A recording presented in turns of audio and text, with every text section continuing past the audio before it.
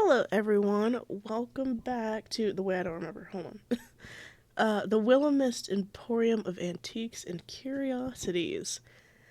I'm gonna try my best. I am sick, so I don't know how long this is gonna go, but I just wanted to play it. I just really like visual novels. Is what I'm coming to realize. I just love me a visual novel. Um, Reminder: we came to this town to take care of this shop for like I don't know 3 months or something. For a quote-unquote life restart or something. Someone just knocked on the door. It's morning. And apparently there's some weird person watching us, so... Who the... Your eyes shot open to the sound of someone banging on the door downstairs. With bleary eyesight, you look towards your phone. 6:04 a.m. So they hate me. I'm not an early riser. Not Florian, then. I'm getting up.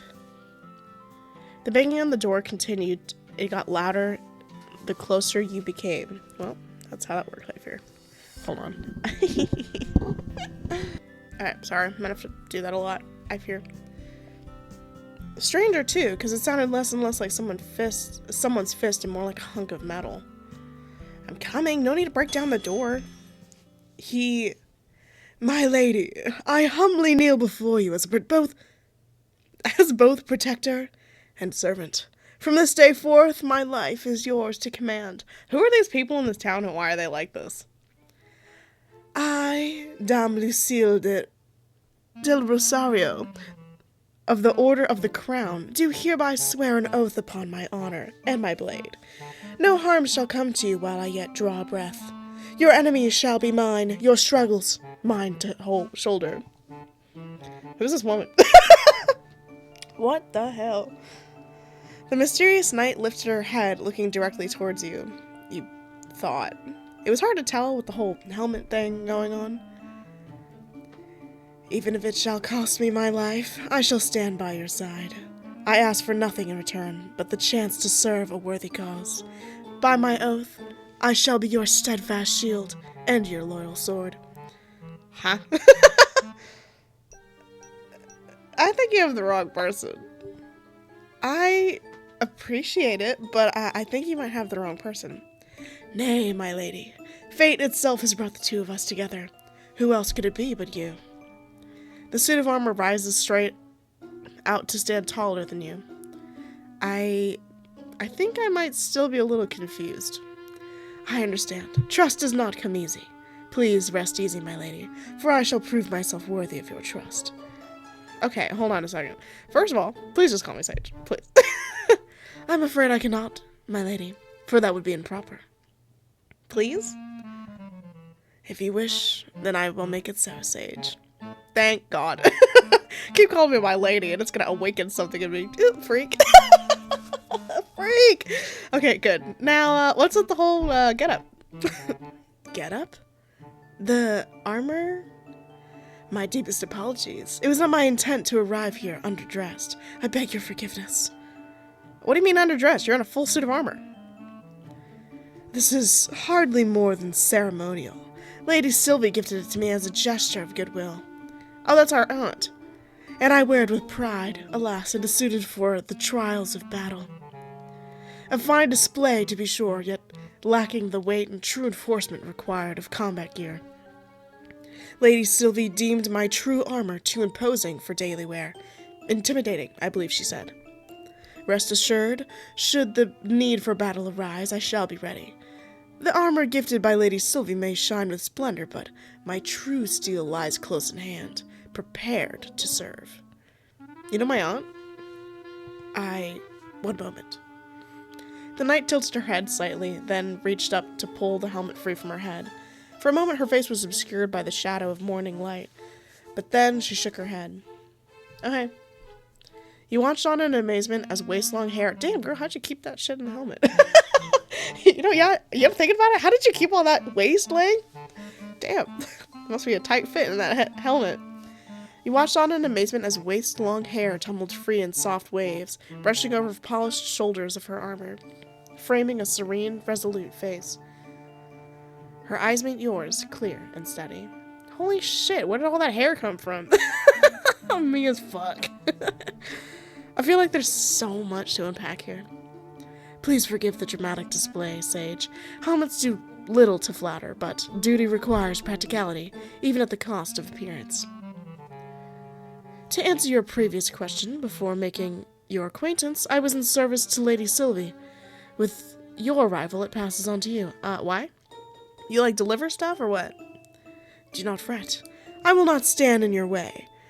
You will hardly know I am here. But while you are in town, I will protect you and this store with my life. Yo, that's perfect, bruh. Someone watching me. You know what? It's probably her. I'm not totally sure that'll be necessary, but thank you. I am but a humble servant. Your thanks is kind, though unnecessary. You watch as Lucille, now helmetless, takes her place beside the doorway, a sword strapped to her hip. I also must beg your forgiveness for not being present upon your arrival. I have had troubles with one of the contraptions of my place of living. What Lady Sylvie calls my apartment. A contraption? Yes, a magical device that produces water, as if from thin air. I believe a curse was put on it, and the water began to flood as far as the eye could see. Fortunately, a sorcerer removed the curse, and now it works as intended. Does she mean her sink broke? So, okay. You work with my aunt, but your sink broke yesterday, so you couldn't come to greet me? That is correct indeed. So do you live nearby? Yes, though I'm not originally of this town. Oh, me neither. So we have something in common. I hail from the kingdom of Vlind? Sorry, that's not gonna be right. That's not gonna be right at all. Which was once present in these lands. Never mind. I see that you are still in your night clothes. Do you require help in dressing? No, I am. Okay, I don't need help. Huh? Are you offering to undress me right now? I believe that getting dressed requires one to be first undressed, yes. You need not question my intentions. They are entirely pure. I wish only to serve. Okay, you can serve from the distance. Over there. It is too early for this. I think I'll be okay. I'll go get dressed and I'll be back in a minute. Please take all the time you need, my sage. I will guard the store in your absence.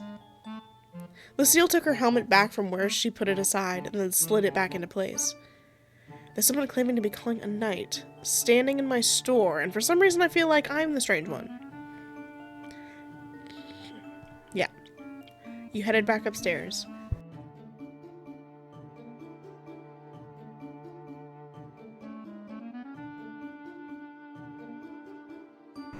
Slipping off your pajamas, you shook your head. You'd never met a knight before. You were beginning to feel like maybe this was all one long, extended dream. To be honest, I kind of dig it, though. I did want things to be different, right? Can't get more different than a knight waking up at 6 in the morning and pledging their allegiance to you. I suppose. Lucille stood by the door, posture perfect. She almost looked like one of the antiques on display. Jump scare. Housekeeping order going. Oh, okay, I thought she put the helmet back on. Jump scare. Well, Sage, no one intruded on your establishment while you were absent. I remain vigilant. Thanks, Lucille. Keep up the good work. Does she get paid to do that, or is she just doing it for fun? Asking for a friend. I guess I'll just get to it. Let's see what we have to do today. Okay. Okay, this is...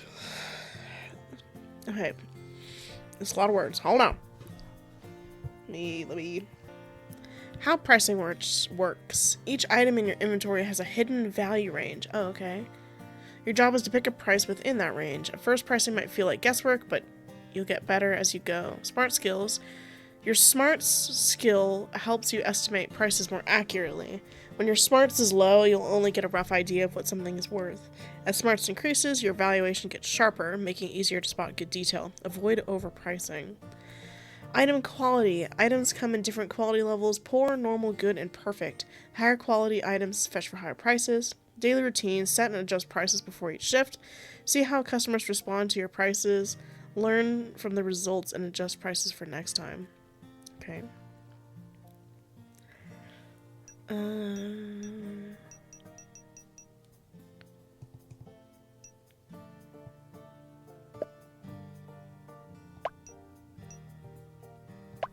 Because the store doesn't even open until the afternoon, right? At least that's what I've been told. You're sweeping under the table when you notice something. A sock! A sock with rainbow stripes and polka dots. It seems strangely out of place among all the dusty antiques, but perhaps someone had dropped it by accident. Is this Aunt Sylvie's? Doesn't really seem like her style. You bend down lower and noticed a second sock, and a third. None of which were matching, of course, which did lead to believe they could belong to your aunt.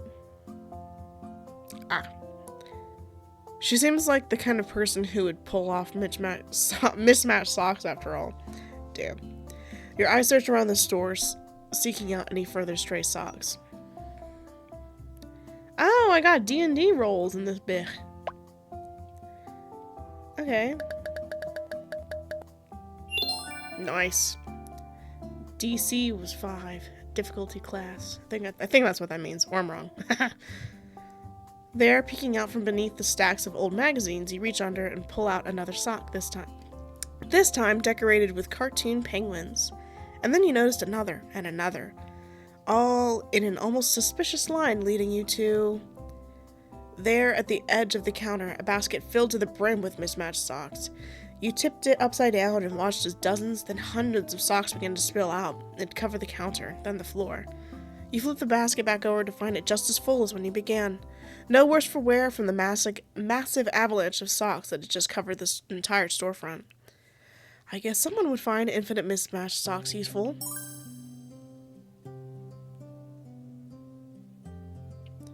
$1,740?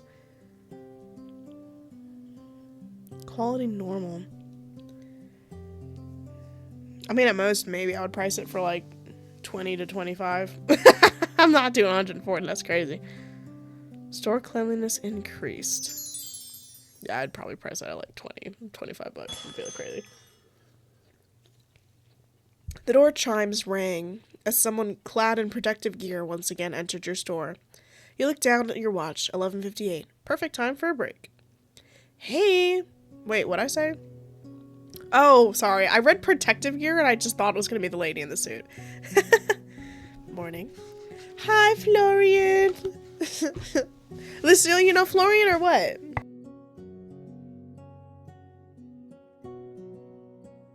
Sir Florian, one can only hardly call it morning any longer. Do the morning rays still offend you so grievously that you cannot bring yourself to join us until they have waned? Lucille crossed her arms, the distinct sound of metal scraping against metal. She looked menacing like that, with her helmet still on. Florian just shrugged. It didn't seem he found her menacing at all. Yeah, nice to see you too. I don't know why you're acting all surprised. I've always started in the afternoon. Look at them both, covered from head to toe. A night rises with the dawn, ready to meet the day's challenges head-on, yet you appear content to let half the battle pass you by.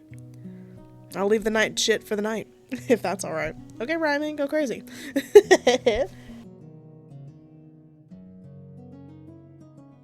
Sorry. I'm dying. My illness is getting to me. Lucille placed her hands on her hips, tilting her helmet-covered head slightly, as if considering him. Do you not feel some obligation to lend your strength to the morning's labors? The store requires diligence at all hours, not merely those convenient to you. Lucky you're here, then. I don't do mornings. If Sylvie doesn't care, I don't know why you do. Very well. If your current arrangement serves the store well, I shall not press further, but do consider that your efforts, no matter the hour, reflect your honor and dedication to this establishment. Hey, his hours just get shifted back. I don't really have a problem with that, personally. I don't think mopping floors is all that honorable, but sure, whatever. Honor comes with every job, Sir Florian. Whether one wields a blade or arranges wares, it is the spirit in which the task is performed that matters most. Do carry on, then. But know the dawn is a most inspiring sight, should you ever choose to witness it. Yeah, I know. Maybe one day. Good. I trust we shall work together most admirably today. When Lucille went back to standing by the door, you used the opportunity to catch Florian by the wrist and pull him aside. Florian... He pulled his wrist away from you, eyes to the ground. Ah, right. I forgot about last night. We'll cross that bridge when I've dealt with the elephant in the room. I'm guessing you've met Lucille before. Hard not to, seeing as she's always here. Maybe you can explain that to me? Why is there someone in a full suit of armor in our store then? Please? Trust me. That's not her full suit of armor. You should have seen her when she first turned up. Sylvia hired her a few months back. My aunt did? Yeah. That's what she does. Takes in strays. We really don't need an armored guard for an antique store, but she got the job anyway. I guess it gives her something to do. Why does she think she's a knight? Because she is one, apparently. I don't know. She looks like a knight to me. How could she be a knight? She has a sword? Is that the only requirement for knighthood? Okay, fine. She has a sword. Can't argue with that. Listen, about last night. Florian looked back down to the ground again, avoiding eye contact for a few moments before sighing and looking back to you. I'm scared of blood. Huh? That's all it was. I was surprised. Sorry. You should have said something. I wasn't trying to scare you. No, forget that. I apologize. I should have dealt with it myself. Oh, come here. I was like, who said that? Oh, that was me. Jump scare. You'd think I would be able to tell with the names being so big, but nope. Florian grabbed you by the wrist. It was a light touch. He was careful not to hurt you as he pulled towards the counter. Then he left you for a moment before returning with the same first aid kit you'd used yesterday. Have you procured an injury, Sir Florian? Shall I fetch a physician? No, I've got it handled. I'm fine, Florian. It's just a tiny cut. I already fixed it up. You're supposed to change it twice a day. I am? So it heals properly. Huh, I didn't know that. I guess I'll just sit down. Yeah, I know they want me to pick that one so bad. I know they want me to pick Florian so bad. They said, I know what you want. You want to pick Florian so bad. He dug through the wooden box, pulling out some antiseptic and a new bandage. You really don't need to. I should be able to do this much. I have to. Sylvie said I should do shit like this. At that moment, you shut your mouth. Florian looked so serious in that moment. Like this was just about more than a band-aid. He sat you down on the edge of the counter. What? Sorry, I'm respectful. Then peeled away your old bandage after putting on a pair of disposable gloves. Where did we cut ourselves again? I can't even remember. Like, why am I sitting on the counter? Florian grimaced, almost putting his nose up at the side of your cut, which really wasn't all too bad. Luckily, it also didn't hurt.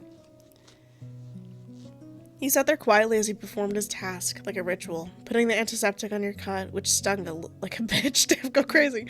And then covering it again with an adhesive bandage. Oh, yeah, because we dropped something. Yeah. Thanks, Florian.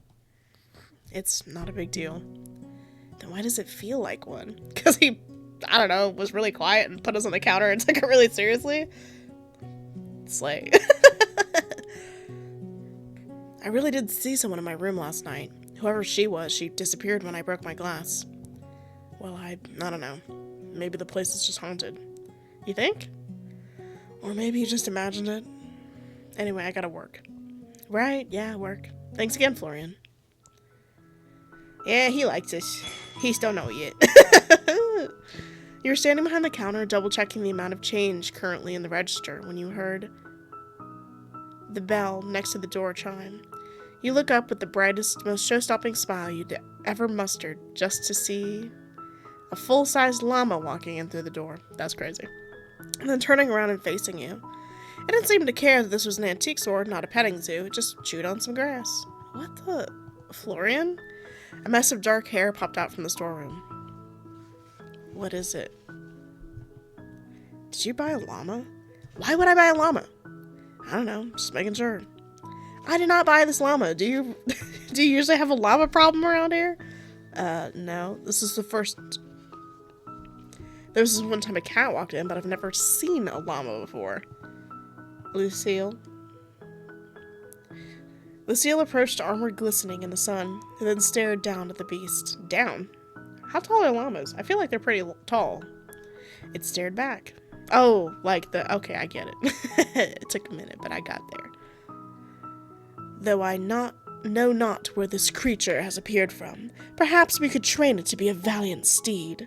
I don't think we need to do that, girl. If you got that thing in all of that armor, it's backward snap. You have no faith, Master Florian. It is not only the strength of a body that matters, but the strength of character, of soul. Soul and character aren't going to hold 40 pounds of metal. I hate to admit it, but I think I have to agree. Plus, I'm sure this llama belongs to someone already. Look. You pointed towards the pink collar it was wearing. It stared back at you, still chewing. A shame. Back in my home, I had the most noble steed. She was a true beauty, a creature of strength and honor. I'd hoped to find such companionship again. Maybe you should be looking for a horse, not a llama? Let us pray that our next visitor is a horse. I don't know if that would be better or worse than a llama. A horse might kick over the displays my aunt so lovingly crafted. You know what? Maybe we should invest in a store horse. Sir Florian, this establishment is a wondrous place filled with treasures of the past. You would not truly wish to see it destroyed, surely, especially since he'd be the person cleaning it up. Like, boy, please. Destroyed? Nah. But we could lose a few of these treasures and nobody would notice. I think I'm gonna go look for the owner. You leave the llama by the collar back through the door when Lucille and Florian argued behind you. Damn. Wild. Oh yeah, I forgot how pretty this town looks. Everyone look at it. Ooh, ah, look at all the art. Ooh, ah. If I could put this down, I would, but ooh, ah. You find your way back to the town center, and fortunately the llama didn't put up any resistance. You stroked its fluffy orange-brown fur, and then looked around for someone who seemed like they were missing a llama. Okay. The DC for this is 10.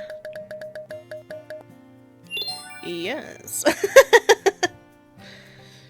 It didn't take you long to find an older gentleman with weathered, sun-kissed skin and a kind face. He wore his silver hair tied back loosely, and his short but full beard was peppered with white. He had the look of a shepherd, and when you approached him, you noticed he wore a multicolored stone necklace, vaguely in the shape of a llama. Bingo. Excuse me? Vega, my sweetest girl, did you wander off again? Oh, is she yours? I'm sorry, we just noticed her come in through our store door. She was very well behaved, though. Yes, she is quite the good girl. The best, even. I'm glad she was no trouble for you. She has always had a curious mind and likes to explore. She's attracted to those with good energy, which is how I'm guessing she found her way to you. To me? Vega is quite the excellent judge of character, and I can see why she brought me to meet you. I suppose she's something of a matchmaker, then? Of a sort. She's a guardian, too. A guide. I've spent many years traveling and met many wonderful people along the way, and she has helped each and every one of them. You are no different. Oh, are we getting help from the llama man? You can call me Urku? Sorry, that's probably not right. By the way, though it is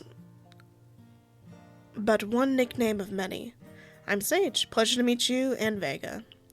She feels the same, and thank you for keeping her safe. He leaned forward and patted Vega's head, and she made a gentle sound, nuzzling her head into his hand. Now then, Vega, are you ready to continue our journey? Vega gave a loud bray and started walking, leading the way.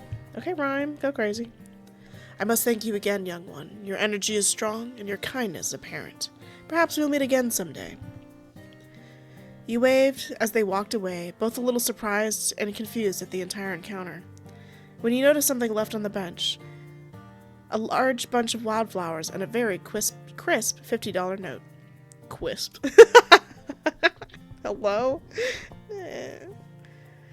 You picked them up quickly and rushed in the direction that Urku and Vega left in a moment ago, but don't find any trace they were ever there in the first place. Even asking around, nobody Nearby, no one mentions seeing them. Confused, you find your way back to the store with money and flowers, and wonder if the whole encounter had been a dream. Nice, we leveled up. +1 skill point. Gained $50. Nice, we're rich. Is this where we get to sell things? Ooh.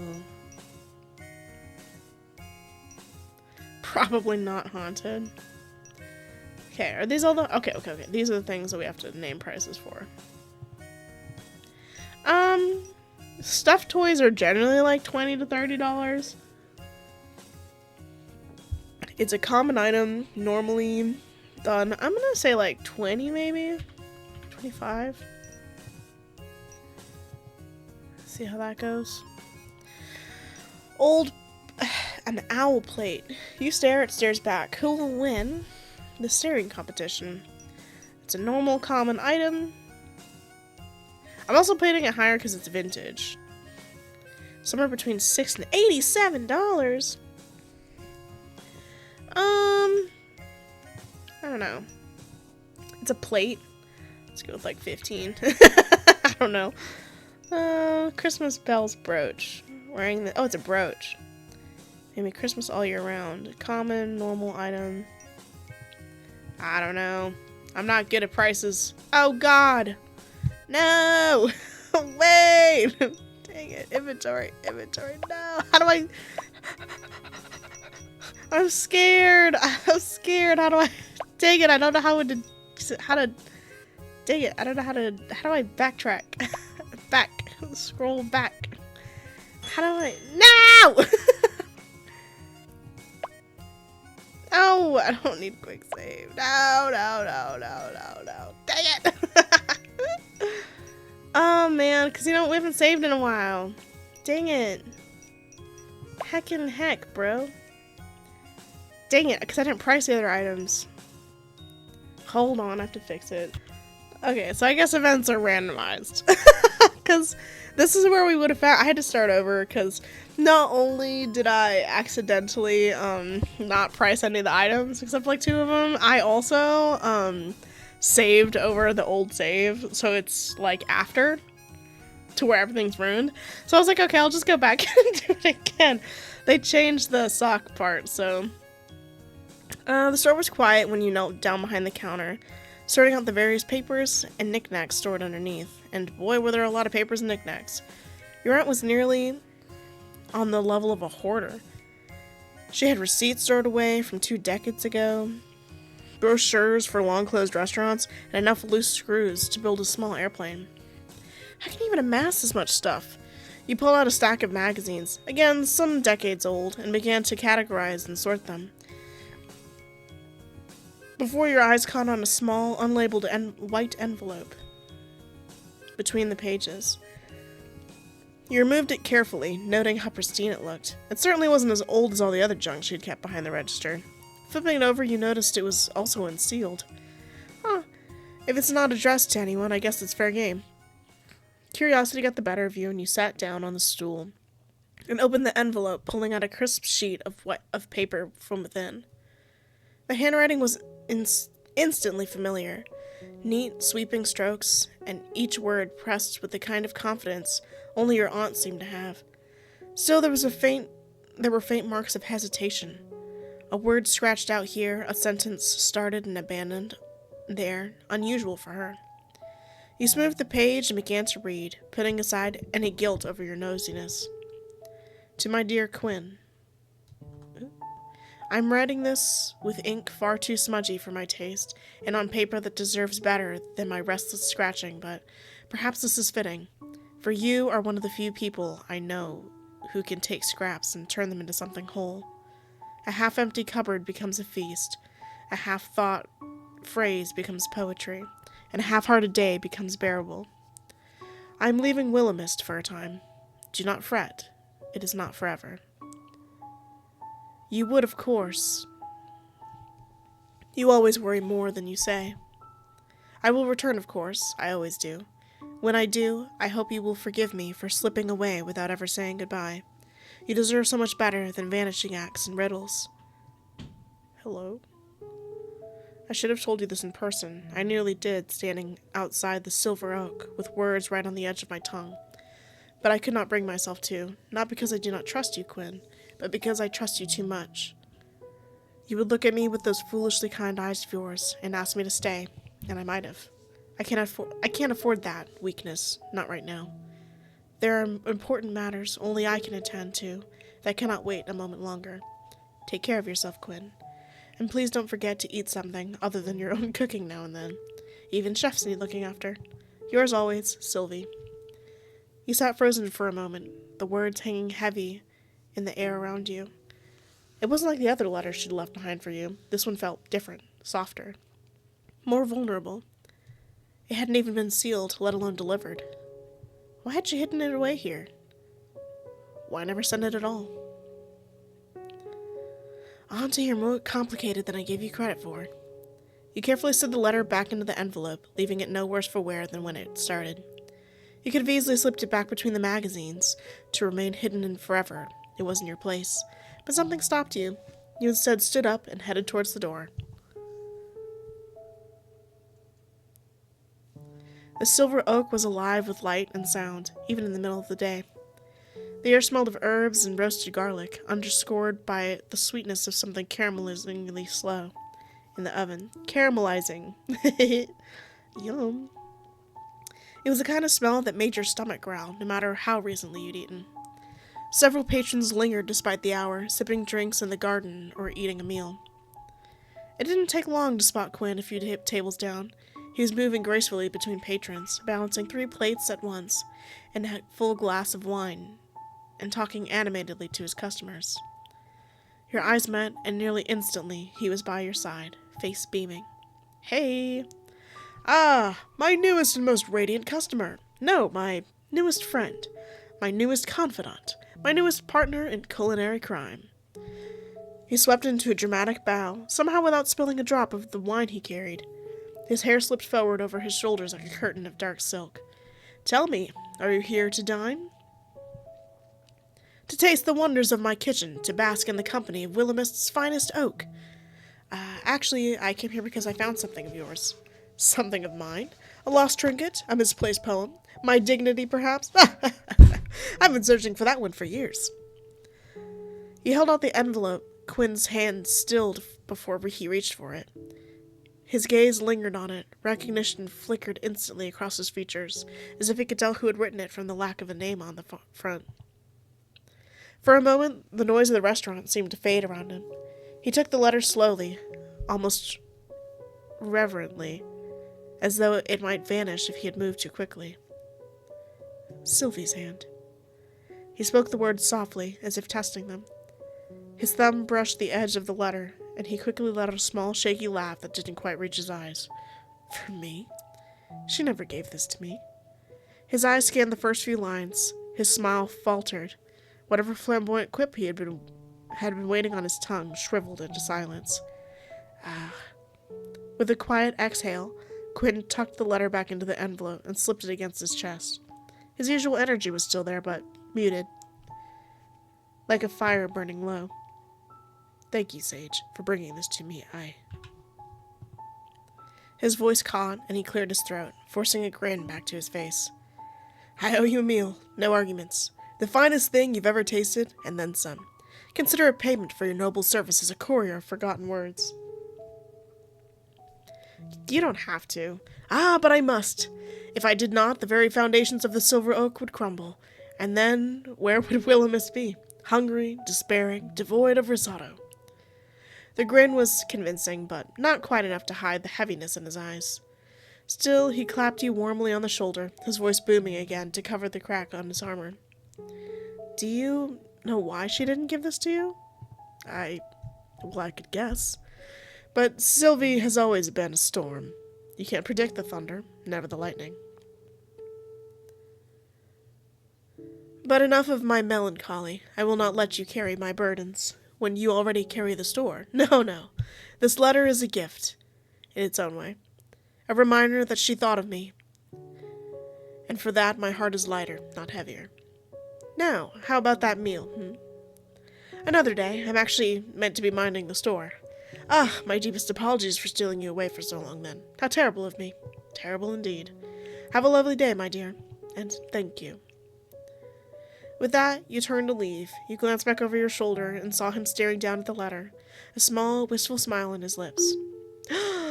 Yes! Well-seasoned complete quit event number 1. Nice.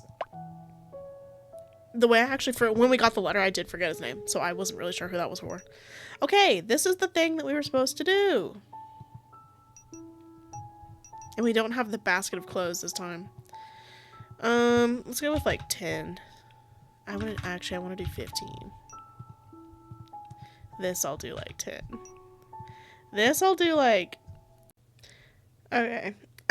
Anyways, the only thing you missed, because I'm trying to like time my pauses with my videos so that you don't have to hear me like sneezing and blowing my nose and coughing. But pretty much Emmett came in, he bought the rabbit, and that was all that was bought that day.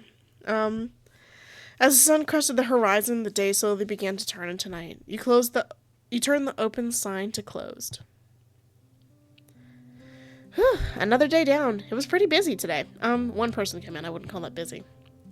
Yeah, I guess. There's some days that are just like that. Other days when we're just twiddling our thumbs until we can go home. Frankly, that's more like what I was expecting. I thought an antique store in the countryside wouldn't have a lot of activity.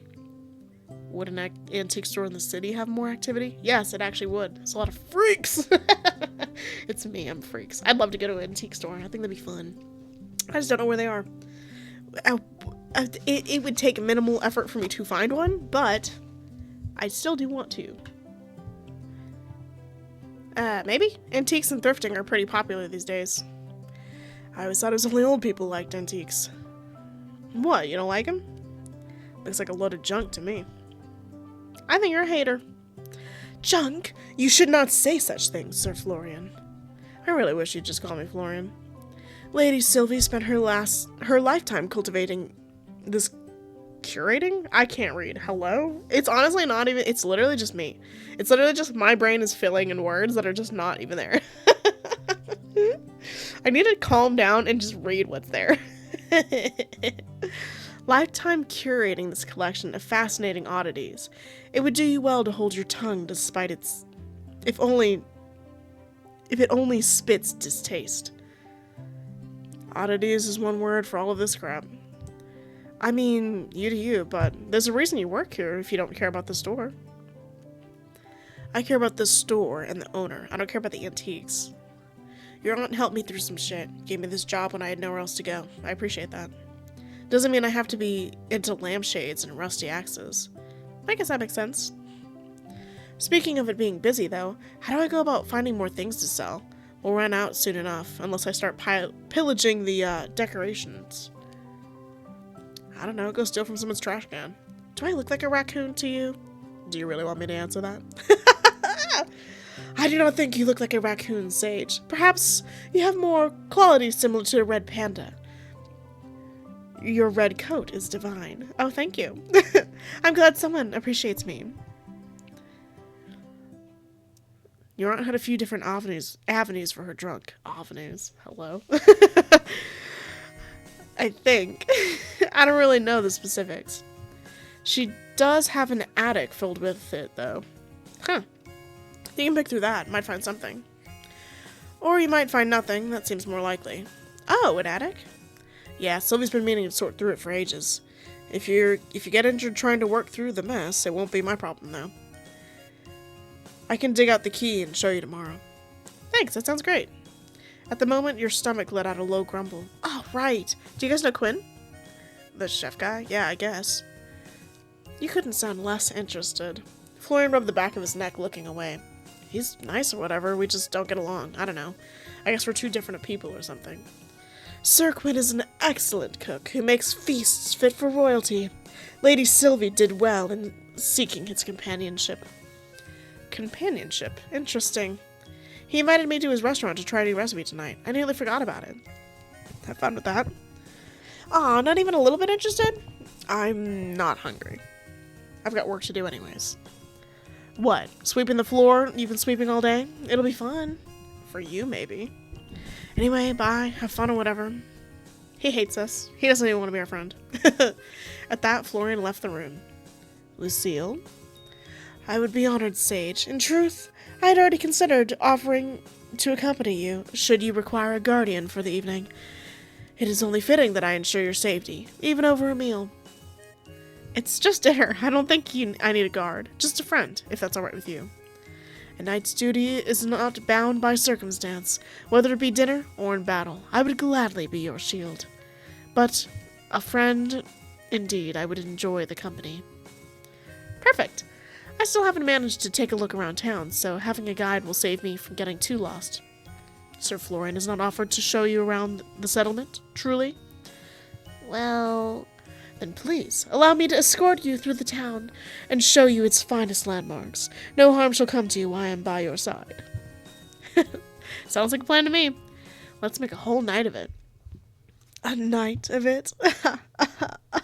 I meant, sure, a night of it. I think she's funny. I don't know if she's like, it's like, what's his name? That guy from, Top Loading, what's it called? Date Everything?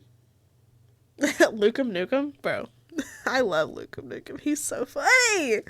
I love him. He's perfect. The town of Willowmist glowed softly under the moon as you and Lucille stepped out onto the main street. The air was cool and fresh, carrying the faintest hint of blooming jasmine and the earthy scent of the forest just beyond the town's edge.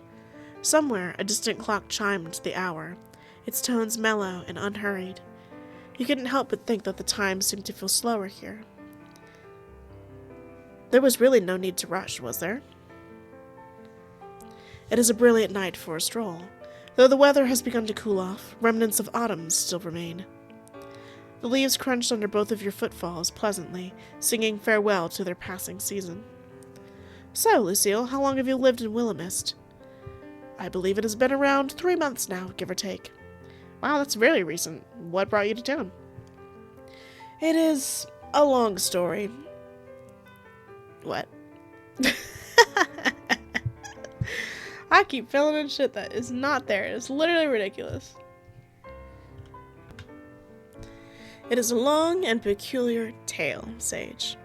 One I am not certain you will believe, but if you wish to hear it, I shall tell it true. This must be related to why she thinks she's a knight. I'd be happy to hear it. Very well. 3 months ago, I was not in Willowmist. In fact, I was not in this world, at all, at least. Not as it is now. I hail from a time long past, an age of kings and castles, of honor and oaths, sworn beneath banners of fluttering in the wind. You stared at her, still trying to gauge whether she was pulling your leg or not, but Lucille looked completely and utterly serious. I was engaged in a most dire battle, when the world itself seemed to shift beneath me. One moment I stood upon the battlefield, the next I woke amidst the unfamiliar sights and sounds of this town. I like to think that I'm easygoing, but time travel is a lot to take in. I understand your doubt, and yet I have no reason to deceive you. This armor, these weapons, even my manner of speech, all relics of an age long forgotten. Surely you have noticed their antiquity. You're being serious, aren't you? I swear it upon my honor. When I arrived, I had no knowledge of this place or of this time.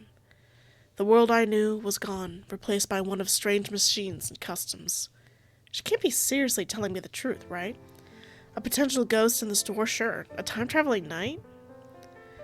See, the funny thing is, though, when we first came to the town and we were, like, told to find her, like, her aunt's, like,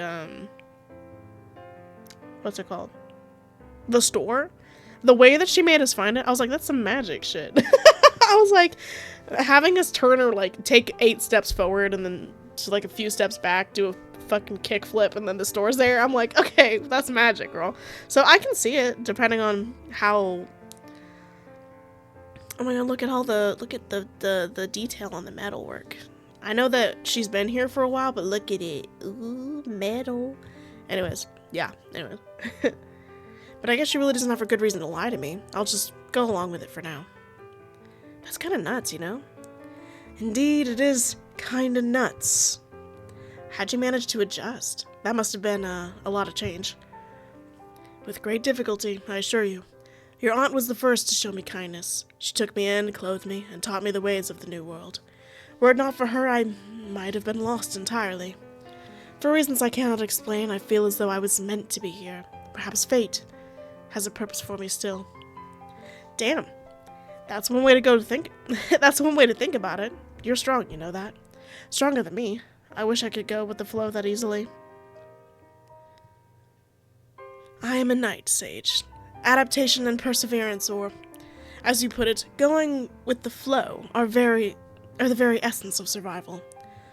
I have pledged my service to you, not only out of duty, but because, in this unfamiliar land, you have given me purpose, and for that I am grateful. Why do you think you are not strong, Sage? I see no reason to doubt yourself so. Strength is not measured solely in the swing of a blade, or in the weight of one's armor. It lies in the choices we make, the burdens we carry, and the resolve to continue forward when the path is uncertain. I suppose so. When did you become a knight, Lucille? I was 7 when I was sent to the local lord's castle to begin my training. 7? That's so young. I'm 26 now. I feel like I've done nothing with my life, in fear that I would choose wrong. So much time has passed me by. I've seen friends start families, get married, climb the career ladder, but I'm still the same as I was 8 years ago. Is that why you chose to come to Willowmist? It feels like something I could do, a choice I could make. So, I guess so. When I began my training as a squire, a trainer once said to me that there is no shame in fear, only surrendering to it. Your path forward may be unclear at times, Sage, but it is there all the time. Time spent on the journey is no waste. That's a good way of looking at it. See? Because here's the thing, right? I actually am really intrigued by Lucille's story. I know they definitely want me to go for Florian. And I do like Florian. I like the way he speaks to us. I like the banter. It's really silly. But I know that we'll get more of her story if we just talk to her. And I do like her sewing. It seems really interesting. But also this is a demo, so it kind of low-key doesn't matter. You have a way with words, you know that? Thanks, Lucille. You really know how to charm someone, you know that? Charm? You honor me with your words. I merely speak from the heart. If it brings you some degree of comfort, then that as well. See, you're doing it. The way you speak is so romantic. That's just the way she speaks. That's just that old-timey fucking English, bruh. Romantic? I'm not sure how to explain it. You're just so effortlessly charming. I fear I've never thought of myself as charming. From a young age, my instructors considered me too harsh of tongue. There's no way we're talking about the same, Lucille. I only strive to be honest and sincere in my words and actions. Though if my manner of speaking pleases you, then I consider it a gift. Hello?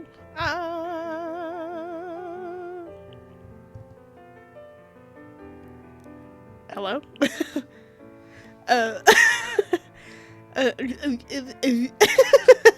Help. Yeah, then I consider it a gift, and I'm glad to share. Man, 5 minutes with you, and even someone with a stone heart would fall in love. Fall for me. Surely you jest. I'm merely a knight, unaccustomed to such notions of romance. My duty is to protect and serve, not to inspire affection. Well, consider me inspired. What a tease. Get away from me. You watched as Lucille blinked a few times in surprise, her usual steady composure faltering for just a moment. Your words are most gracious, Sage. You have my thanks.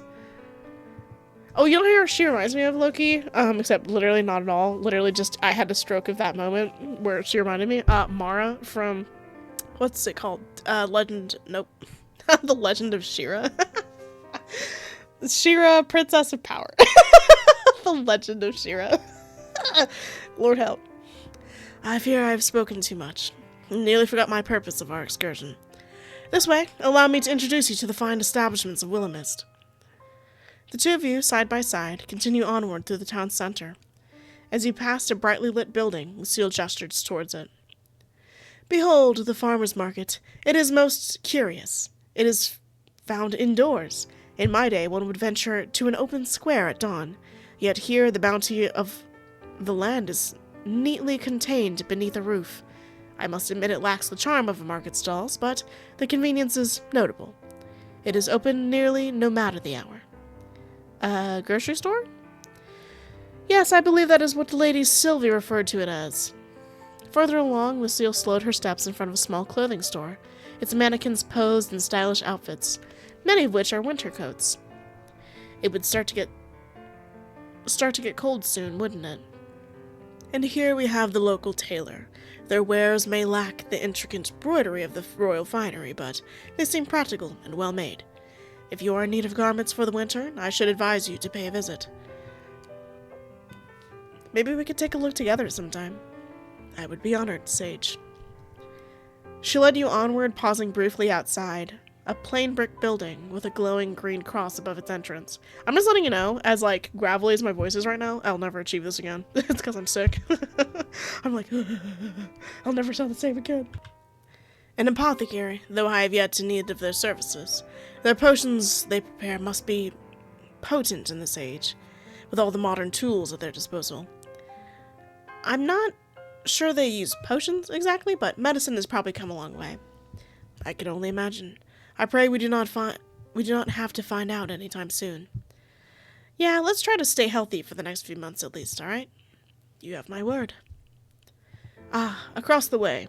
Lucille nods to a squat building with darkened windows. The local woodwright's workshop, the what? Is just over yonder. His craftsmanship is impressive. Worthy of a noble commission even, but it is nothing in particular. The master crafter simply gives me a certain sense of unease that I cannot place. I do not doubt his skill, but there's certainly something about him that seems unnatural. However, in this town, that is not such a strange thing. I'll keep that in mind if we ever run into each other. You humble me by taking heed of my words. My thanks. Now, Sir Quinn's dining establishment is just up ahead. I wouldn't remember any of this. Don't think, oh, pretty! Oh, it's so pretty at night. Oh, it's so pretty. I love the lights. They're so pretty. Bird! The atmosphere of the night seemed to change as you stepped into the Silver Oak. You were surprised to find it mostly outdoors, but that surprise was certainly not disappointment. Strings of twinkling lights crisscrossed overhead, casting a soft golden glow that danced off wooden tables, and the cheerful faces gathered around them. Ooh. The air was rich with the mouth-watering aroma of sizzling meats, freshly baked bread, and the faint sweetness of roasted vegetables. Every now and then the scent of herbs and wood smoke wafted past, carried on the gentle evening breeze. Plates of food and frothy pints of beer made their way to tables, the clinking of glasses mingling with bursts of laughter and lively chatter. Someone at a table in the corner strummed a guitar. Oh, hey, what's up? You came. Of course, how could I turn down the best chef in town? I brought a friend, I hope that's alright. Yes, Lucille or whatever, she here. The more the merrier when it comes to food, eh? Please, I reserved a table just for you. Sit. Before you could even place a hand on your chair to pull it out, Lucille had already done it. Hey, princess treatment, literally. Allow me to do that for you. Ah, you are so well-mannered, Lucille. The world might be a better place if we had more people like you. I only help where I can, Sir Quinn. Ah, so humble, too. Please sit and enjoy the atmosphere. Deliciousness awaits. You sat down and Lucille adjusted your chair for you. Before crossing over to sit on the opposite side of the table. Her armor made a slight scraping sound, but you were impressed at how silent it was overall. Your aunt really did well picking that out. Where did she manage to get armor like that anyway? I swear there's so much I don't know about her. Maybe we'll get to ask when she comes back home. It's only 3 months away after all. Oh, it's so pretty. Oh. Stop. Be respectful, God. You seem deep in thought, Sage. Oh, my bad. I was just thinking about my aunt. A fair topic to be consumed by. Your aunt is a wonderful woman. I'm almost jealous of you and Florian, you know. Jealous? You two honestly know her better than I do. All we know of each other is from letters. Even now, I haven't seen her in, 21 years? That is indeed a long time without seeing one's own family. Yet you cannot deny the bond you shared through your letters. A connection nurtured by words alone is no less meaningful. Yes, but it is different, isn't it? I know her as my quirky aunt from the countryside who likes herbs and crystals. You, this town, really know her. Everyone I spoke to seems to look up to her. She is one of the best of Willowmist. I do not think it is an exaggeration to say this town would not flourish as it does without her. Big shoes to fill. You don't need to fill her shoes, only bring your own. Lucille leaned back in her chair, her eyes flickering away from you. Nevertheless, I understand the weight of time lost. Probably better than anyone. I'm sorry. There's no need to apologize. Time, though it may slip through our fingers, grants us the moments we have now. And it is what we choose to do with those moments that truly matters. Though I need not remind you, Lady Sylvie did not ask Florian or I to attend her most prized possession while she was absent. She asked you. In truth, it is part of the reason I have so quickly trusted you. Lady Sylvie herself believes in you. She could have at least left me some instructions if she believed in me so much. Forget talking about me anyway. I'm more interested in knowing about your knightness. Do you truly find it so interesting? I do. Can you really use that sword?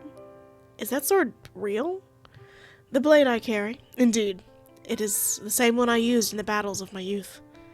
Youth hardly sounds like the right word. You look so young. Your words are most gracious, though I assure you my youth has long since passed. Were it up to my mother, and I had not chosen my path of a knight, I would have married many years ago.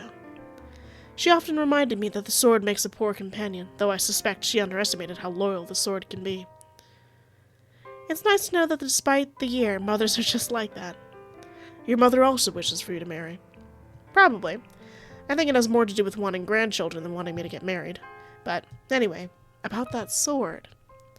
You can really use it? Like, use it? I assure you, my training has not gone to waste. This blade has seen me through many trials, and though I pray it will not be necessary this time, I am prepared to wield it should the need arise.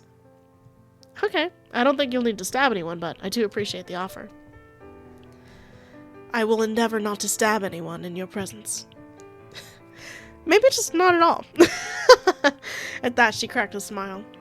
I carry a sword not as an act of aggression, but as a promise of protection. I would never harm another who is not deserving of it. I could hardly be called a knight otherwise. You're making me want to see you swing that thing. I bet it'd be really cool. Perhaps one day, should the need arise, I shall demonstrate. Until then, rest assured that my skill remains sharp. Sure, is your armor heavy? Why not? Is that heavy? It seems like a lot to walk around in at all hours of the day. For one not accustomed to such a weight, perhaps, but I have borne this weight since my youth. It feels as natural to me as the air I breathe. She glanced down at her polished armor, her expression thoughtful. Truthfully, this set is quite light compared to the one I wore when I first arrived in Willowmist. Sorry, I'm dying. That armor was for battle, with heavy plating and chainmail beneath. And it carried far more than its own weight. Every dent, every scratch held a memory of the field or of my training. So this must be like casual wear to you, huh? In a sense, yes. I find it reassuring in a way. Wearing it reminds me of who I am, no matter how strange this time may seem. I don't think I could ever stand upright in something like that, let alone move around so gracefully. Grace comes with time and practice, my friend. Though I suspect you would carry it well, should you ever wish to try. So, knights are allowed to get married? I'm sorry, but I gotta ask. Can knights get married? Indeed, though there are some limitations. We may not marry commoners, nor people of higher status unless arranged by our lords. Huh. I guess I just thought knights had to, stay single, like monks or something. Not at all. While some knights do choose to forego marriage in favor of their duties, it is not a requirement. We are permitted to wed, provided the union aligns with the expectation of our station. So, what happens if you fall for someone who doesn't meet the rules? Then one must choose between desire or duty. It is not an easy decision, but a knight's honor lies in their loyalty to their vows. How complicated. Here I thought modern dating was difficult. Such is the life of a knight, but I would not trade it for anything. Honor and duty are the cornerstones of my existence, and to stray from them would be to betray myself. So, does that mean you've never, fallen for someone? Lucille's composure faltered for the briefest of moments, her cheeks coloring faintly beneath her confident demeanor. No, I've always prioritized my duties above such matters. There was little time to entertain the notion of romance.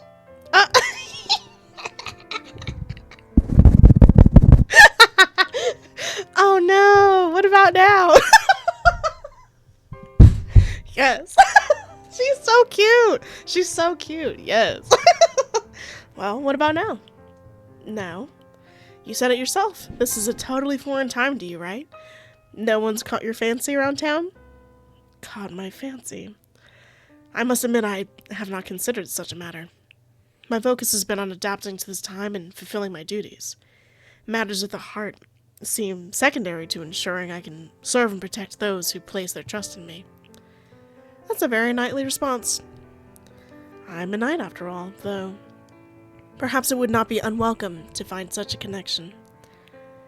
I almost can't imagine you with a crush. Neither can I, truthfully. My woman! I want that one. Damn, he took forever. We got to flirt. Yes, I know that meal is good. We had love brewing over here or some shit.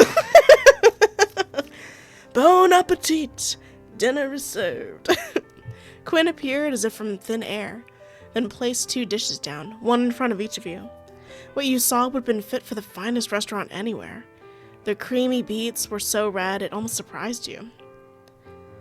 If it is delicious, then you will sing my praises through all of Willowmist. If not, then simply strike me down, as I could not bear the thought of serving our lovely Sibley's family anything less than perfect. Well, she brought a sword, so let's hope it's good. I am near trembling in my boots. Please, taste. It smells delicious. You raised a fork full of risotto to your mouth. I don't actually know what risotto is. I probably do, but I also don't think I do. Like, if you asked me, like, what's risotto, I would be like, I don't know. I think it has something like a rice or pasta in it. I don't fucking know. It's like creamy or something. Like, it has, like, milk. I don't know. I'm not a cook. I don't cook things.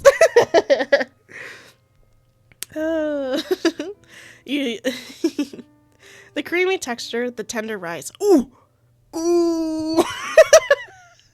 The velvety sauce, it was beyond delicious.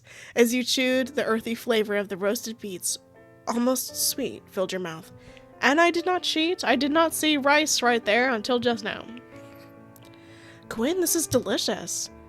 Magnificent. You do not understand how that warms my heart so. I had worried for a moment my prep time was cut short last night. The full moon does things to a person sometimes. You understand. Nevertheless, enjoy. Fine company makes a meal even more delicious, eh? Oh, he telling us to flirt or whatever. Yeah. You look back over towards Lucille, who seems to be enjoying her meal just as much as you were. Quinn wandered back through the tables, smiling and chatting to each person he passed by. Everyone looked happy to speak to him. He's really nice. Indeed. He is a nobleman with a noble heart. We are fortunate to have him in Willowmist.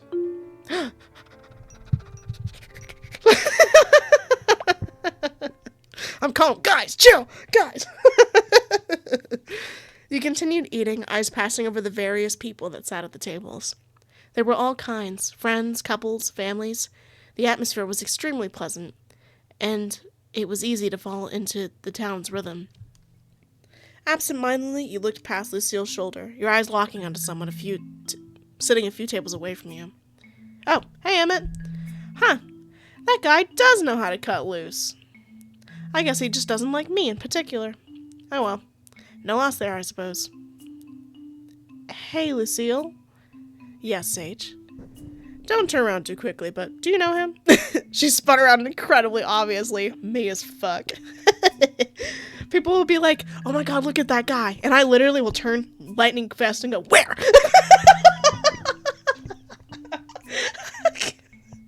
They'll be like, oh my god, I did that all the time in high school too. It just ruined everyone's day. People will be like, oh my god, that guy is so hot. They'd be like, oh, don't look too fast. Don't make it obvious. But that guy right behind you is so hot. And I would literally turn around. I'd be like, where? Which is even worse because I don't think men are hot. Makes it even worse. Jump scare. I can recognize that someone's conventionally attractive, but of course I was a high schooler and I just thought everyone was gross. Queen. Sir Emmett? Yes, he is often around the store, assisting Lady Sylvie. What do you think of him? Lady Sylvie believes him to be the man of his word, and extremely talented in his work. So my aunt likes him, that's good. He's a bit cold. As far as I am aware, he is like that with most people. Sir Emmett likes to keep a professional distance from most of the town. I'm gonna make that man my friend. If it's the last thing I do. I certainly hope it's not the last thing you do, but I will happily support you in your endeavor. You will? Indeed, though he does not say it, I can only imagine that keeping such a distance becomes lonely at times. Putting that aside, however, perhaps it is time for us to take our leave. Both of your plates had long since been scraped clean, neither of you daring to leave behind a single crumb. We'll have to do something to say thanks to Quinn. He didn't have to do all of this. You both stood from the table, weaving your way past the other guests. As you passed Emmett, he looked up at you from his plate and met your gaze, more directly than usual. Oh, Sage. There you are. I was hoping I'd run into you. You were? Yes. I've been meaning to say something. I've been thinking about it for a while. You're doing better than I expected. That's not bad. I mean, it's good. Oh, thank you? The store, the town, it's not easy. You make it look easier than it is. I don't think I've said that before. I should have. Are you feeling okay? I've never been better. Sage, maybe a bit warm. Is it warm tonight or something? Are you drinking or what? Aren't we going into winter? Maybe it's just you. I'm warm? Yeah, you seem warm. I don't like you. Get away from me. What was I saying? Something about me being warm? Ah, right, that. You should stay. Oh, as fun as that would be, I'm actually out with Lucille tonight. Why? We're having dinner? I should have asked first. Next time, have dinner with me. Okay, jealous? I would like that. Good. That's good. Get home safe, and don't forget you promised. Don't you forget. I promised, bitch. Drunk off his ass. Saying I'm warm and shit, freak. You hurried away with Lucille, waving thanks to Quinn on the way out. Lucille, I fear we may have witnessed a real-life, bona fide demon possession. Sir Emmett, you mean? He was being uncharacteristically amiable. He shot me down instantly when I suggested hanging out outside of work. Perhaps he had a change of heart. You are wonderfully charming, Sage. Thanks, but I don't think so. Seriously, we need to call a priest or something. I shouldn't let that distract me, though. Lucille, thanks for coming out with me. I had a great night. Food is better with good company. You have my thanks for allowing me to accompany you, Sage. It was truly wondrous to get to know you as a person. Do you live far from here? Want me to walk you home? That will not be necessary. Please allow me to walk you home instead. As your knight, it is my sworn duty to ensure your safety. To allow you to escort me instead would be unthinkable. Willowmist seems pretty safe and quiet, though. I don't think you need to ensure my safety or anything. We're getting watched? I would disagree. It is a quiet town, yes, but even the stillest of waters may hide unexpected dangers. As your companion, I cannot allow you to face the night unguarded. Seriously, it's like a 10-minute walk. 10 minutes or 1 hour, it matters not. My role as your protector does not end when the sun sets. Please, allow me to fulfill my oath. You sighed, but found it more amusing than anything. All right, you win. Miss Lady Knight, lead the way. As it should be, my lady. Sage. Lucile's voice softened, the faintest glimmer of a smile touching her lips as she gestured for you to follow. Together you step through the cool night air, the quiet streets of Willowmist stretching before you. Right, Sage. I like that woman. I like her, yeah. There we go. I am now safely deposited back home. All is well within the world. Now I feel bad for letting you walk home alone. Please, do not trouble yourself with such thoughts. If anyone even entertained the notion of harming me, I would be able to defend myself. And as you say, Willowmist is quite safe. Then you agree that you didn't need to walk me back. Safe or not, it is my duty to see you home safely, but I will admit perhaps my insistence was not entirely selfless. I find that I rather enjoy your company. Her tone softened, a glimmer of warmth under her unusually help me, her usually composed demeanor. So, while it was my honor to fulfill my role as your knight, I must confess, it was also my pleasure.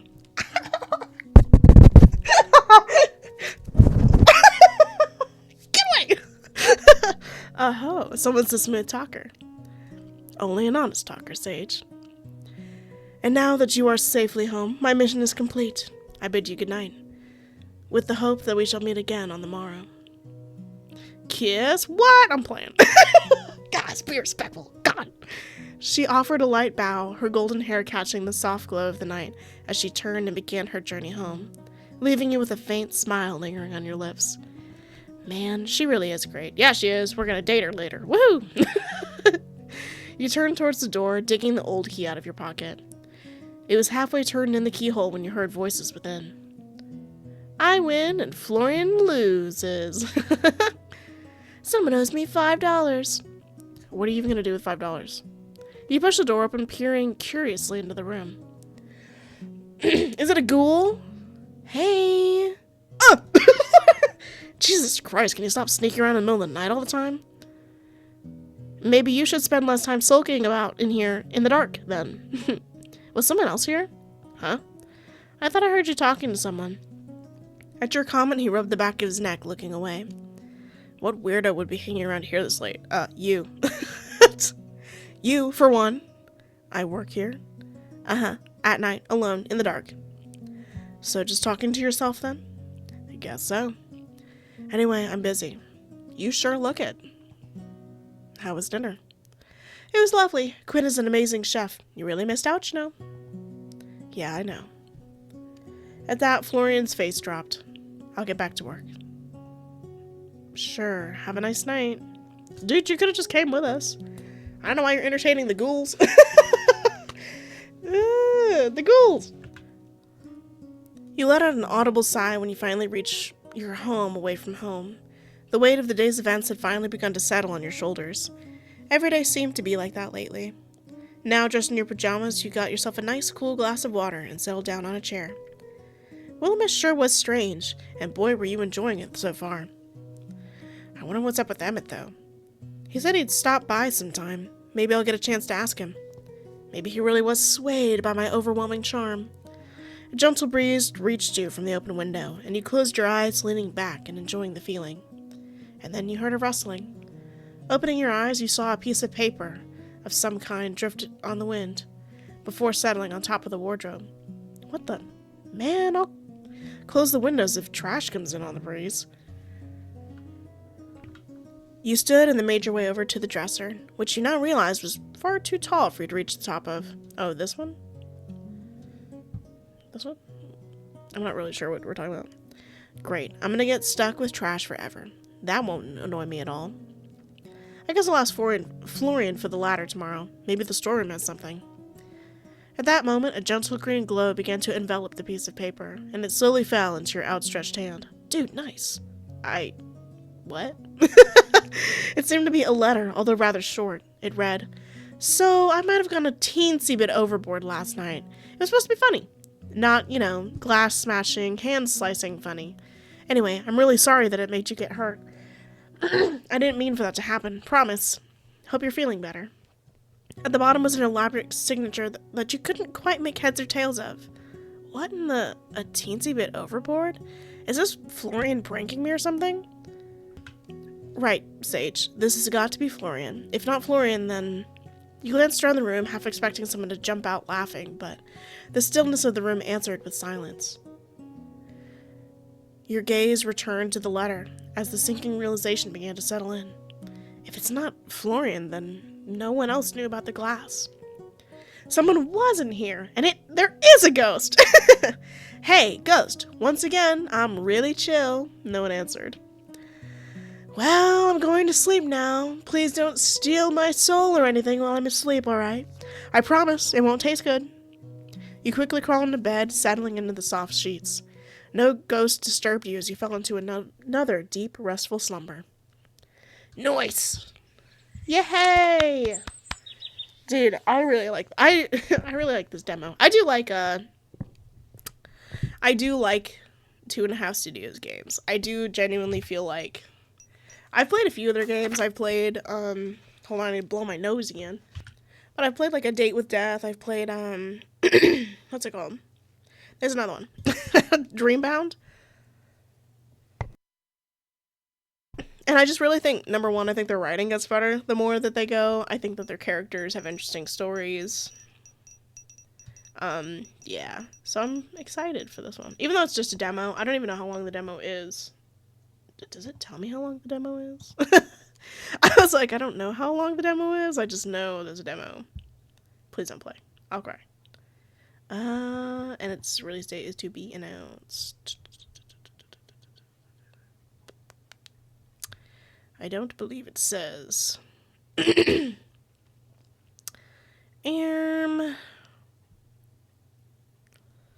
it's giving, I don't know. But oh, stop. But there's actually a lot of things from 2.5 Studios that I could play.